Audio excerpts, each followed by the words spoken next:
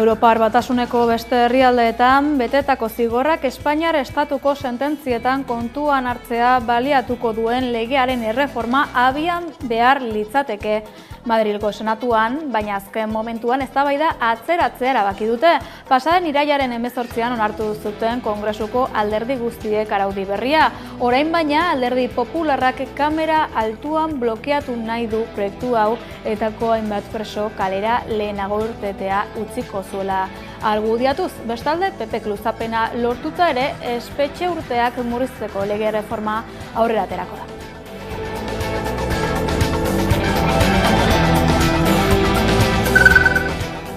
Gizon gazteak diskurtso matxistak barneratzen ari direla ohartu da Emakunde eta aurrerantzean lan ildo horri helduko diola jakinarazi du.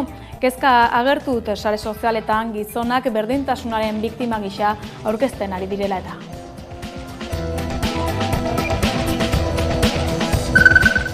Euskal Herrian Euskarazek urteroko manifestazio nazionala gauzatuko du datorren abenduaren 7an Durangon.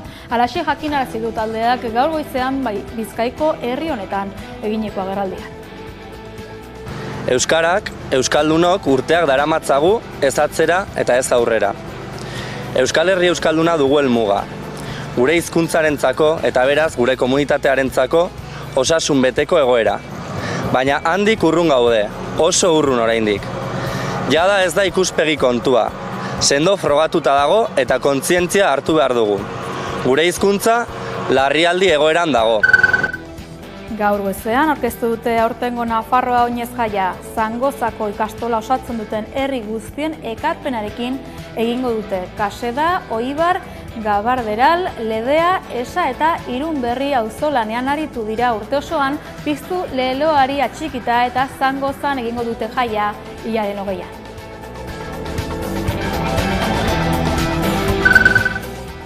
Baionako sartzeirterak aski komplikatuak izan ohi dira, berdin lanera zein eskolara joateko orduetan zein etxerako bidea hartzeko tenorean ere.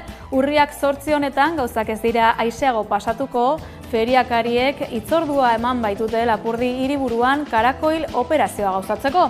Herrikotxeak heldu den urteko bestentzat erabakitako data aldaketak sortuko liekeen kalteaz ohartaraztea du xede Baionan gaur egun osoan zehar sentituko den protestak.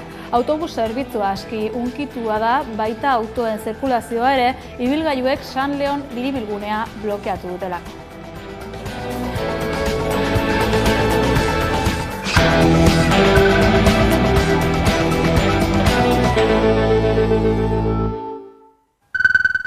Arratsalde eta ongetorri atzeratu egin du Madrilgo Senatuak Europar Batasuneko beste herrialdeetan betetako zigorrak Espainiar estatuko sententzietan kontuan izatea ahalbidetuko lukeen lege erreformaren proposamena. Kongresuak jada onartu zuen araudia pasaden irailaren 18an eta alderdi guztien aldeko bozkak jaso zituen. Hala ere, orain alderdi popularrak blokeatu egin nahi du proiektua ondorioz etako hainbat preso lehenago gelditu ahalko bailirateke aske. Pasaden irailaren 18an Espainiako diputatuen kongresuak baiezko boto eman zion Europar Batasuneko estatuetan epaitu eta zigortu dituztenen zigorrak Espainiako auzitegiek aintzat hartzeko lege erreformari. Alderdi popularrak eta eskuin muturrak ere onartu zuten, baina orain atzera egin dute izan ere PPk gai zerrendatik ateratzeko eskatu dio Senatuko mahaiari. Erreforma horretan jasotzen da Europako Batasuneko araudira egokitzeko aurrekari penalei buruzko informazioa estatuen artean trukatzea eta Europar Batasunean egon diren zigor ebazpen judizialak aintzat hartzea. Horiek horrela, Frantzian betetako espetxe urteak kontuan hartzeko bidea irekiko lieke euskal presoei. Kongresuan onartu zuten gehiengo osoz, gaur Senatuko tramitea igaro beharko du eta berriz ere kongresura itzuliko da erreforma behin betiko onar dezaten. Prozesu hori eteteko baina saiakera egingo du alderdi popularrak. Hainbat erreakzio utzi ditu PPren erabakiak, Mertxe Aizpurua EH Bilduren bozeramaileak Madrilen ukatu egin du erreforma Espainiako gobernuarekin negoziatu izana.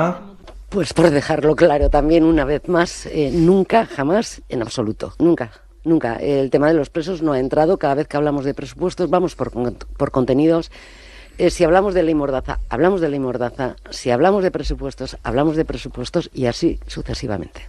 Eta Andoni Ortuzar, EAJaren Euskadi Buru Batzarreko presidenteak, erreformaren alde daudela berretsi du. Guk baiezkoa eman genion tramitazio osoari, Europako transposizioari, eta bihar bertan gauza bera egingo diogu. Hemen momentu honetan ja ez dago ezoizko egoerarik, eta pertsona guztiak, preso guztiak berdin-berdinak dira.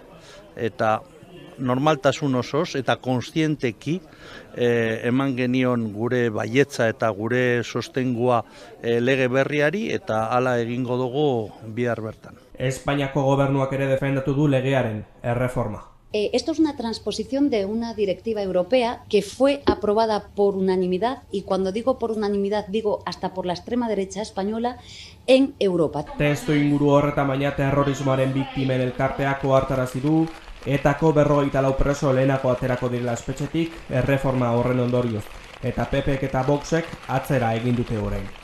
Era berean aurreratu dute erreformaren aurka egingo dutela astearte honetan senatuan egitekoa den bozketan. Nola nahi ere lege aldaketa indarrean sartuko da senatuak ezezkoa eman arren, alderdiek ez dutelako zuzenketarik aurkeztu senatuan.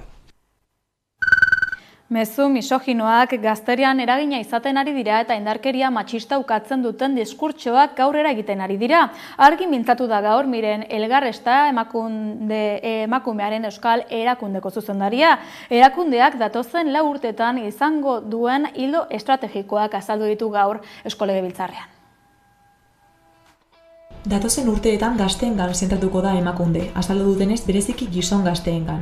Izan ere, hauteman dute mezu misoginoak, berdintasunaren aurkakoak eta indarkeria matxistaren negazionistak barneratzen ari direla. Miren Elgarresta emakundeko zuzendariak agerraldi egin du gaur erakundeak berdintasunaren alorrean egin behar duen lanaren berri emateko. Ohartarazi du sare sozialetan gizonak berdintasunaren biktima gisa aurkezten dituzten mezuak nagusitzen ari direla eta eragin zuzena dutela gazteengan. Horretarako Gela Morea ekimena saritu da, gazteengan eta nerabeengan zentratutako sentsibilizazio programa ibiltaria. Halaber, Tratu On programaz ere hitz egin du, familiei eta irakaslei zuzendutakoa. 2003tik 54 emakume hil dituzte Araban, Bizkaian eta Gipuzkoan haien bikote edo bikote horiek, eta 2023an 6.572 salaketa jarri zituzten indarkeria matxistaz dela eta Elgarrestak gogora ekarri duenez. Halaber, azaldu du legaldi honetan jarriko dutela martzan indarkeria matxistaren biktima diren emakumeen espedienteen kudeaketa integrala proiektuaren 3. fasea. Horren baitan, ekimatariak aukera emango du biktima bakoitzarekin espediente bakarra sortzeko. Era berean azaldu du emakundek etzeko eta zaintza lanak era berdinzaleago batean banatzearen alde egingo duela lan. Egun, emakumeek denbora gehiago ematen baitute horrelako zereginetan gizonek baino. Atzo goizean elkartu ziren Imanol Pradales Eusko Jaurlaritzako lehendakaria eta Jan Rene Etxegarai Euskal Hirigune Elkargoko lehendakaria. Bi agintariek Hego eta Ipar Euskal Herriko erakundeen arteko lankidetzan lan egiten jarraitzea azpimarratu zuten. Izan ziren baina kontrako iritzia azaldu zuten gaien eztabaida ere tartean abiadura handiko trena.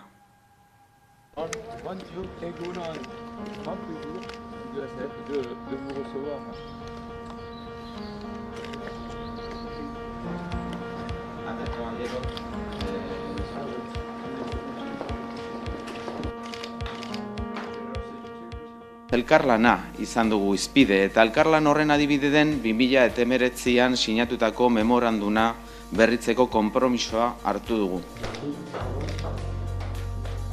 Nik uste dut hor egindako bidea egokia dela, baina hala eta guztiz ere bultzada jauzi berri bat eman bartzaiola euskararen ezagutzari eta erabilerari iparraldean.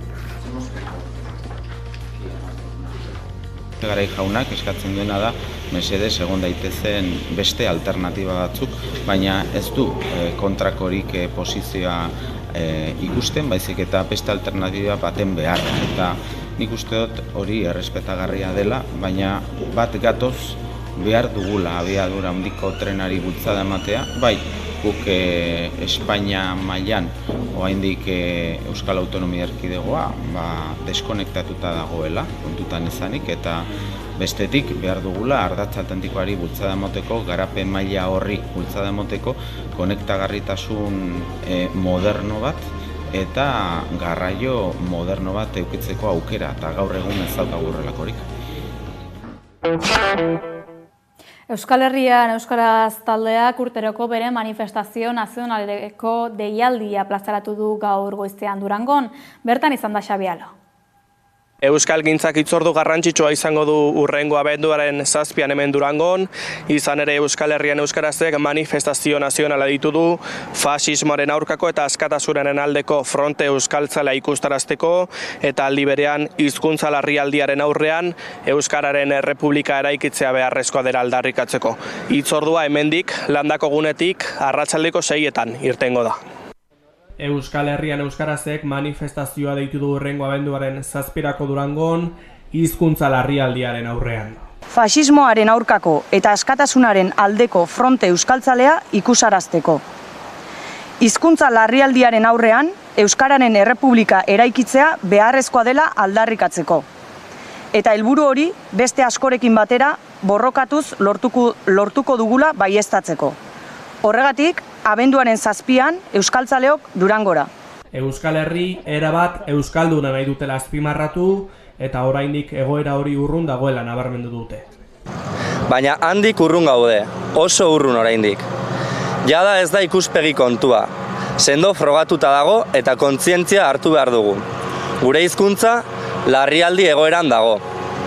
Hori eragin duten aurkako indarrak beti egon direla presente diote, euskara desagerrarazi nahian. Zoritxarrez, azken aldian, aurkako indar horiek bizkortu egin dira. Eta euskararen aurkako erasoaldi bat, oldarraldi bat bizi dugu. Epaitegietatik, komunikabide nagusien lerroetatik, zein hainbat sindikatu eta alderdiren diskurtsoetatik datorkiguna. Oldarraldia ez da fenomeno isolatu bat, adierazi dutenez, eta mundu mailan indartzen ari den olatu erreakzionarioaren eta fasismoaren gorakadaren baitan kokatu dute. Horren aurrean, herri euskaldun eta burujabe baten beharra nabarmendu dute. Ez gara zerotik hasten. Asko daia da egin dena. Beraz, gauden tokitik abiatuta eta aurrekoek egindako bidetik ikasiz, egin dezagun burujabetzarako bide hori.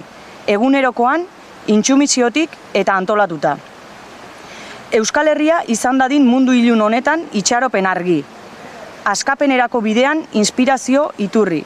Hitzordua beraz abenduaren 7an Durangon, landako gunetik hasita arratsaldeko 6etan. Gipuzkoako aterpetxeetako garbitzaileek ez dute euskaraz jakin beharko. Lanpostu hauetarako sarbidea baliatzen zuen hizkuntza eskakizuna bertan behera utzi du Donostiako epaitegi batek Komisiones Obrerasekoek jakinarazi dutenaren arabera, sindikatuak txalotu egin du euskararen aurkako azken erabaki judiziala. Komisiones Obrerasek euskararen aurkako beste epai bat eman du ezagutzera eta pozik agertu da Donostiako epaitegi batek Gipuzkoako Foru Aldundiko aterpetxeetako garbitzaile lanpostuetarako eskatzen den hizkuntza eskakizuna larderiatzat eta diskriminatzailetzat jo izana. Epaia beste kapitulu berri bada euskararen aurkako ofentsiba judizialean. Duela urtebeteko azaroaren 4an Bilbon egindako mobilizazioan milaka laguna salatu zutena. Azken adierazleetako bat Donostian udaltzen izateko euskara eskakizunaren aurkako epaia izan da. Bada oraingoan Gipuzkoako Foru Aldundiko aterpetxeetako garbitzei dagokio. Izan ere Komisiones Obrerasek prentsa baten bidez adierazi duenez, Uliazpiren kasuaren ondoren, Gipuzkoako Foru Aldundiaren lehen epaia iritsi da. Beharrezko hizkuntza eskakizuen sistemaren jitoaren aurka, egonkortzen eskainetako lanpostuen 100% derrigorrezko hizkuntza eskakizunat gehiagikeriaz eskatzeagatik. Eta ondorioz hizkuntza eskakizunik gabeko bitarteko garbitzaileak baztertzeagatik. Komunikatuan Komisiones Obrerasek adierazi duenez hainbat langile baztertu egin dira 15 plazetarako nahitaezkoa den hizkuntza eskakizuna egiaztatu ez dutelako. Sindikatuak adierazi duenez hizkuntza eta lan eskubideak guztiz bateragarriak dira proportzionaltasun soziolinguistikoak errespetatuz. Horri dagokionez honako gaineratu du. Gipuzkoako Foru Aldundiak nahitaezko hizkuntza eskakizuna duten plazen 163 bete behar dituela. Eusko Jaurlaritzaren dekretuak hala agintzen baitu zerbitzu euskaraz ematea aukeratzen duten gipuzkarren oinarrizko hizkuntza eskubidei erantzuteko.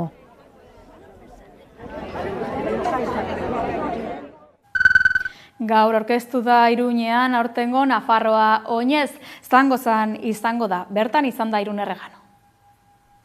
Gaur 2024ko Nafarro Oinezeko egitaraua prestatu dute urriaren 20an Zangotzan izanen dena, igandean ez ezik larun baterako ere egitarau oparoa prestatu dute, eta azkenekoz 2014an egin zuten Zangotzan Nafarro Oineza. Zangozako ikastolak Nafarro Oinez 2024ko egitarau oparo aurkeztu du goizean.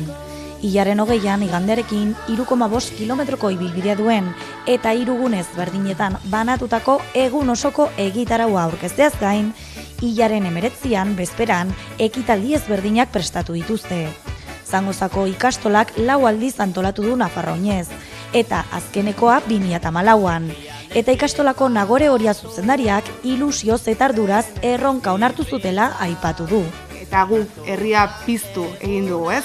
Ilusioa piztu dugu, gogoa piztu dugu, eta arduraz bete ditugu gure lanak. Urriaren 20an, igandean, urtean zehar landu dugunari ginga jarri nahi diogu. Zangozako ikastola txikiak 167 ikasle hartatzen ditu. Beraz, alboko herriekin auzolanean egin duten lanak goraipatu dute. Hala nola, Kaseda, Aibar, Gabarderal, Liedena, Esa eta Irunberrirekin batera. Aurten ere, Bernate Pare Baionako Lizeoak Oinezeko asteburua girotuko du. Larun batean, musika, tailerrak, ikuskizunak eta aniztasun bazkaria eginen dute. Egun nagusian, piztu mintzatu eta gozatu guneetan, ikastolen arteko erronka famatuaz gain, familia osoarentzako jarduerak antolatu dituzte. Gazteentzat, ibilbedi, anari, leiotikan, kale kurdangak, lumak eta erromeriak egonen dira. Nafarro Oinez 2024 ere, ikastoleen ahotsak entzuteko eta aldarrikatzeko jai eta ospakizuna izatea nahi dugu. Euskarari ere bere lekua eman nahi diogu, gure identitatearen parte baita. Eta etorkizunerako behar duen bultzada eman nahi diogu ere. Bukatzeko jasangarritasunaren garrantzia azpimarratu dute. Edalontziak berrera biltzeko saskiak ipiniz batik bat. Zangozako ikastolak Zangozarau biltzeko deia egin du euskaltzale guztiei, beti modu arduratsu batean. Barraketako langileak mobilizatu egin dira Baionan gaur goizean 2025ko besta eguna aurreratu izan azalatzeko. Euren garraioak martxan jarrita egin dute protesta eta hiriko hainbat puntutako errepideak blokeatu dituzte.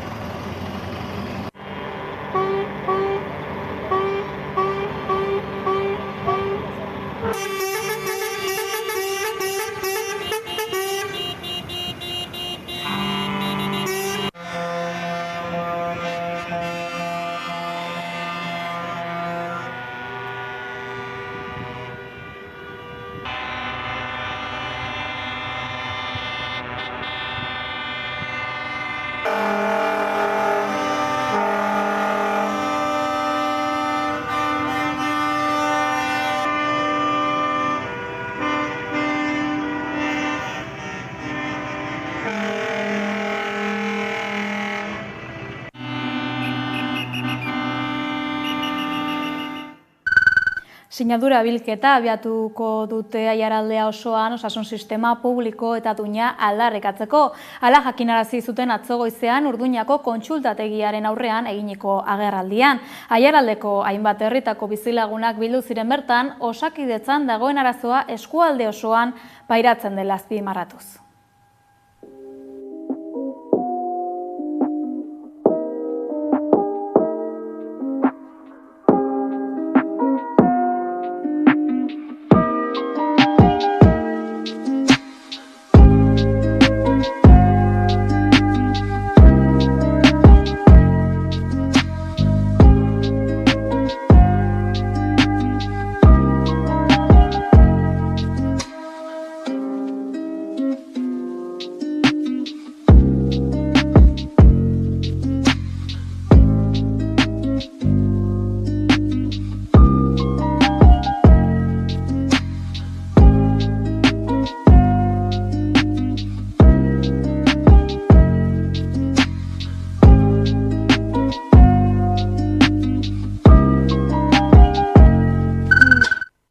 Euskal Herriko hainbat ikasleri iruzur egiten saiatu dira email bitartez.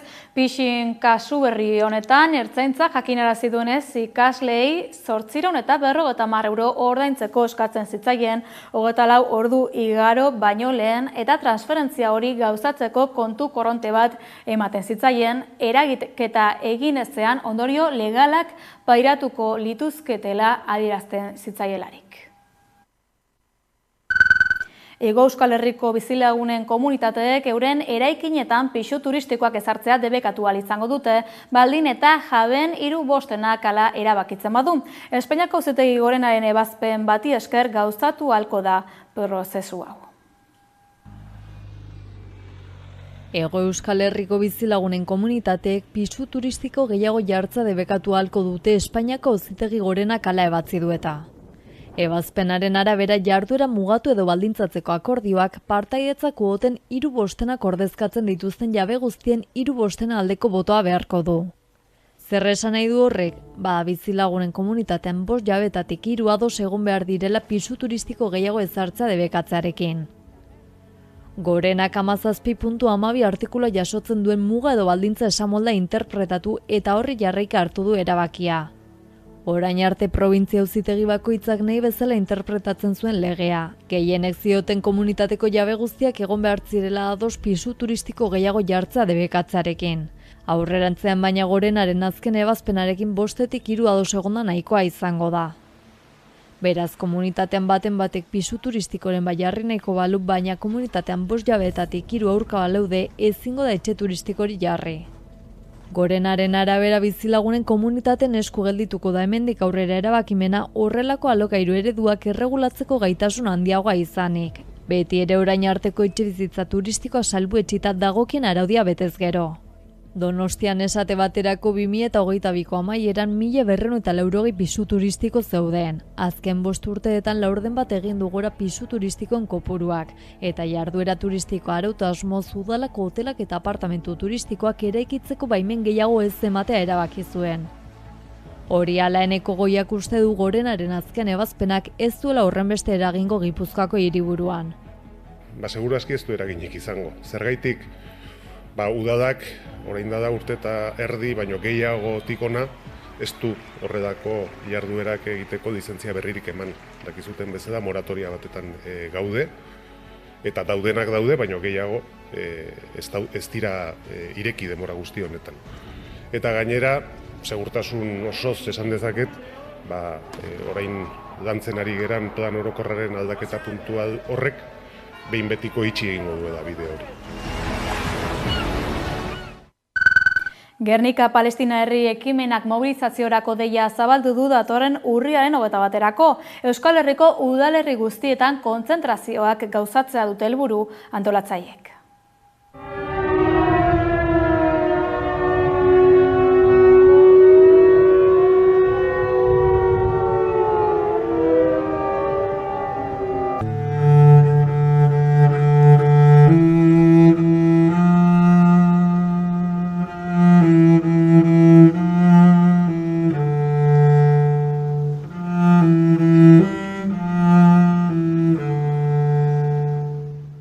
Inoiz gertatu den genozidorik krudelenetariko baten lekuko gara.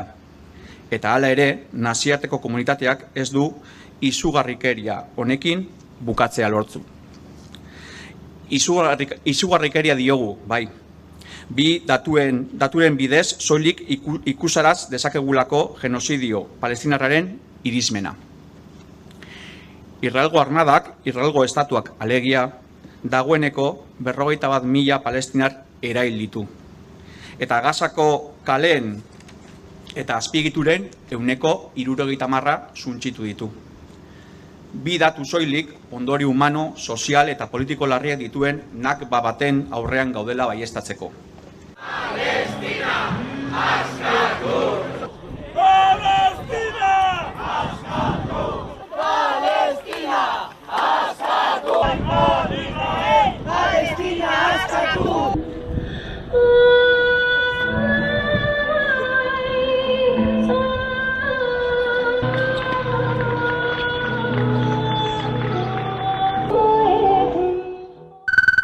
Osasun mentalaren azterlana kaleratu du UNICEFek, ikerketaren arabera 10 nerabetik 4 buruko osasun arazo bat izan dute edo izan dutela uste dute azken urtean.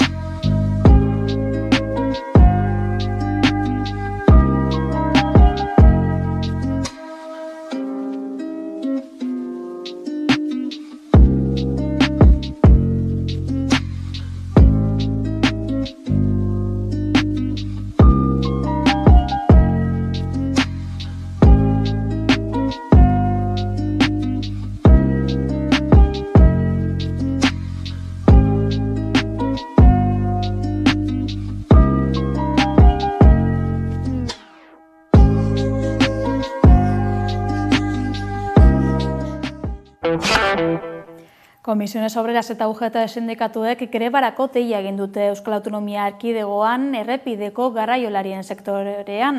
Izan ere, langile hauen 60 urte betetzerakoan erretiratzea aldarrikatzen dute, euren egin beharretarako behar dituzten erreflexu eta gaitasunak direla eta.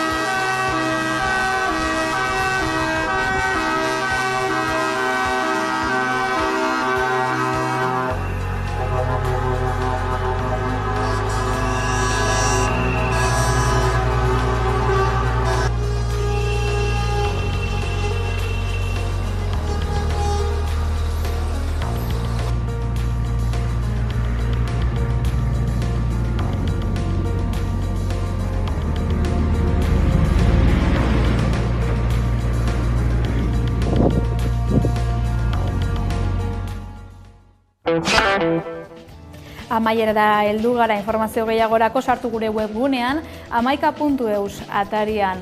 Ongi izan eta laster arte.